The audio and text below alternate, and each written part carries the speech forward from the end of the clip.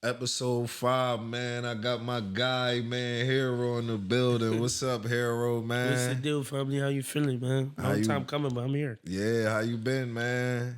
I can't complain, bro. Can't Okay. complain. That shit, I've been seeing you moving around, man. Shit crazy, man. I done seen you do all type of shows out of the state and shit. Yeah, How that shit feel, man? Like taking steps out of the state doing your music. bro. I remember when it was two, three people at the show. So like this experience and going places and 150 people, 200 people singing my songs in these different states. I never thought I'd be here, so I'm blessed, bro. I can't complain. And yeah, that's I can't crazy. complain at all. That's crazy, man. Like I remember when we started the rec room and you Yeah, stepped in that joint, man, punishing shit all crazy. little guppy back then. Yeah. Now there's some shark shit. Yeah, man. Real still. Get a people like a little direction on how it was stepping in that joint, like battling with the city and trying, get your spot. Well, I'm from like Castle, so like Mhm. I already didn't have the name Right. in Wilmington. So Right. when I came out the blue, bro, they wasn't trying to hear that shit. They like this nigga auto tuned up, all this stuff like. Mm-hmm. So then when I really like started battling and started showcasing my talent, Mm-hmm. they just had to embrace me. I had to show niggas like, this shit for me, bro. This my story. This how I'm carrying it. And eventually it became to the point where I just put the crab before anything. Like and I'm glad I went through the rec room, like really because that shit was definitely artist development for me. Like Yeah, that's what it is. it definitely helped me become the artist I am today because before that I wasn't ready for the negativity that could come with it or here it was always playing it around the guy. So it was always, oh, this high, this shit. Like that was my first time somebody telling me like, no, bro, that shit a 5. I'm like, 5, bro, what? Like so Yeah. it's like it's a better experience. It's why I honestly say I got a lot of love and respect for the record, bro. Trust. That's why I had to come sit down first here for my press run for this new album. Man, that's a fact, man. So what's the album, man? How many tracks you got on that joint, man? Raised by Trauma is out right now. This a little EP, bro. This is just something to start the year off. I got another project coming, but 8 tracks. I would really wrap this up as relatable pain, bro. Like Yeah. this is the tape that I wanted people to really get in the vibe of me, understand where I am and where I've come through in life and the roller coaster I've been on, bro. Trust me. And it's like I felt like people needed this tape because a lot of artists they're afraid to be vulnerable. Yeah.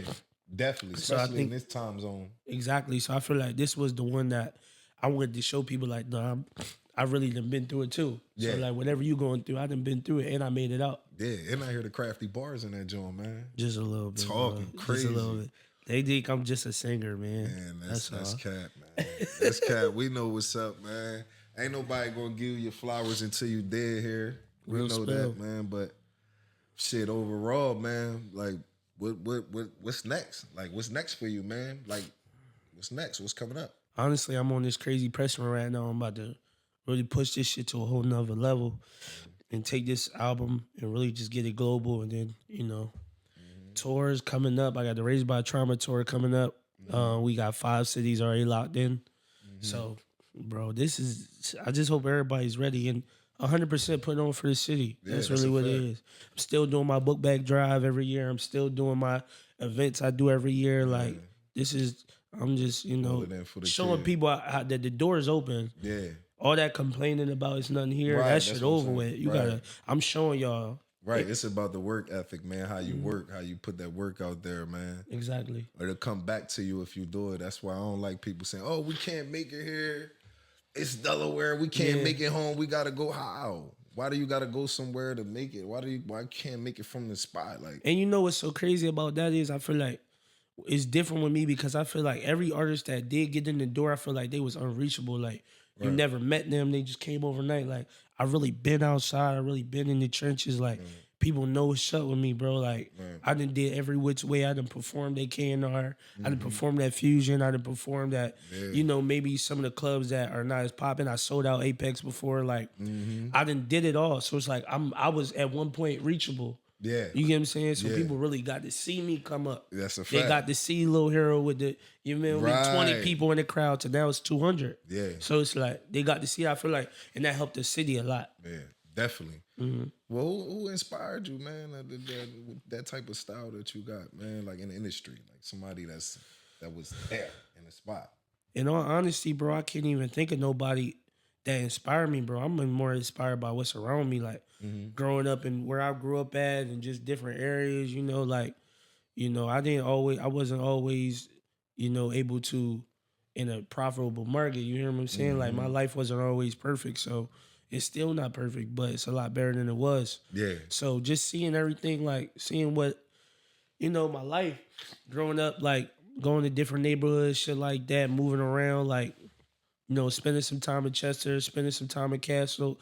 It's like I got to see a lot of stuff, and I feel like that's why on this album, I really wanted to talk about like the real like different situations that we grew up in that we just so blinded to, like, Yeah. you just so used to homies dying and used to people just pass. You feel me? Like, Facts.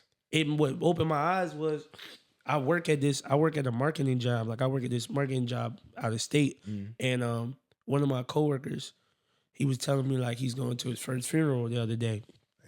And I'm like, okay, like, all right. He's like, yeah, my grandfather passed away. He was 96. And, you're a white guy. I'm like, okay.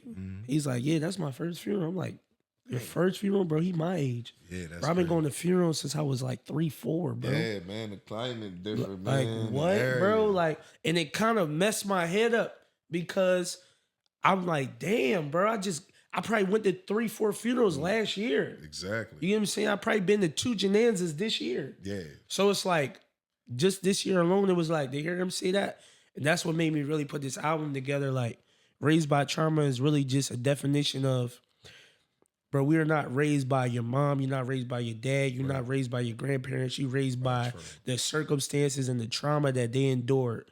And I feel like a lot of people, they like brought up to, yo, that's hot. Don't touch that. But Right. in my life, I'm kind of like, with this new album, I want to tell people, like, instead of not touching the flame, touch the flame, but know what to do after. Yeah. Cause that's what I'm trying to help people with, like helping people get over depression and understanding that you can't run from trauma, bro. Right. This shit here. Yeah, it's inside of us. It's inside of us. So you got to know how to handle it. And I feel like a lot of people, if they had that proper training, a lot of the crazy shit that happens when happen, like if you tell your kid, like just for example, you tell your kid like, yo, you could get bullied. Like, it's a part of life, but this is what you do to stand up for yourself. Get a haircut, do different things, be sociable. Right. But instead, we so busy telling people not to bully, and then these kids go and shoot schools up and all shit like that. But you could have prevented it. Yeah. By just letting them deal with it in life and, you feel me? Like, know how to do it this way. So I'm on a whole different type time, bro. I can dig I want people to go through the trauma, but I want them to know what to do when they go through. Right. That's John heartfelt, man. Mm-hmm. I mean, it's a street gospel type thing, man. Yeah. Yeah. I respect it, man. I respect it, man. Like, in all honesty, I do, man. Thank you, bro. You know what I mean? But I need some bars out of you, man. I hope you got that. I hope you got them crazy. I want to ask you a whole lot because I know it's a whole lot of history we got, man. But we ain't going to sit here and make a whole segment about the Rec Room, man. Nah, man. Come on. The Rec Room, my family, bro. Come on. I would feel away if we didn't talk about the Rec Room a little bit, bro. Well, I mean, shit. I mean, like, what was your record on that joint anyway, man? Let's talk about that because it's a lot of, hey, yo, look, I got the best joint, da-da-da-da. To be clear, what was your record on that joint? To be honest with you, I feel like I had like 20 wins. I probably done lost like 2-3 times, though. Like, I'm honorable to say that I done lost a couple times, bro. Some people just came in there and they had some, and I may have played with fire that day. So, that's all. But I love it, though. You think the Rec Room divided right now? Yo. You know what it is, bro? A lot of niggas gotta understand this, that our culture is competition, bro. We got that in it. So it's like, you feel me? The Rec Room was kind of like a jungle pit. Like, you gotta have that, especially if you came in when I came in, like, people was going to war, bro. It wasn't no cupcake shaking hand shit. Yeah. So it's like, I remember if I first came on there, I'm trying to do music, niggas calling me pussy, bitch, all this. I'm like, go damn. crazy in that but motherfucker. it make you who you are because if you can deal with that, you can deal with anything. Anything. So definitely, I think the Rec Room a little divided right now, but I think it's all a fair war. Like, I think that's what it is. Right. Definitely divided a little bit, though.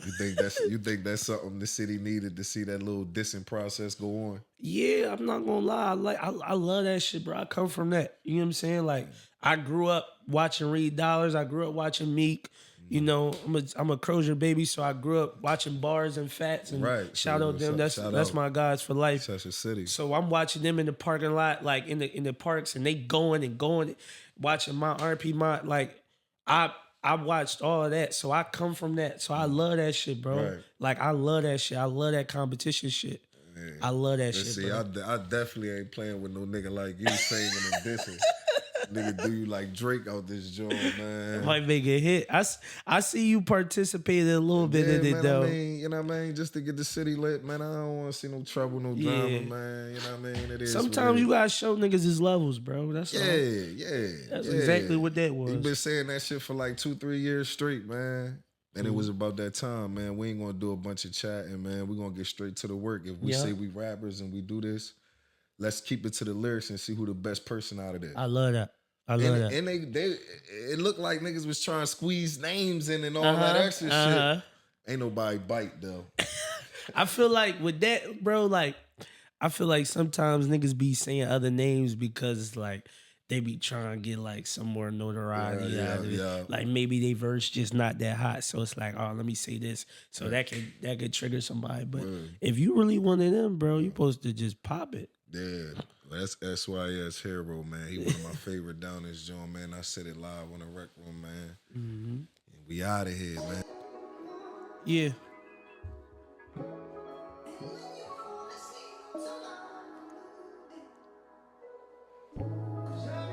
Isaiah, you made this? Yeah. Yeah.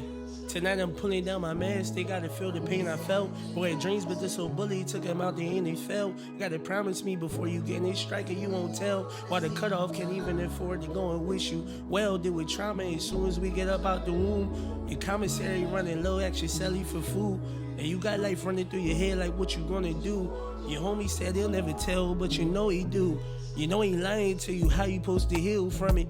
You did a drill with your little homie, he didn't split nothing. But this is not the life you asked for. This the life they gave you. On your knees, praying to God that one day he would save you. Know that you can't feel him, but you know that he's in the room. Know you got some trauma that nobody ever been through. But this the type of stuff you gotta go through to be a man. Drop the tear, you watch your best friend take the stand.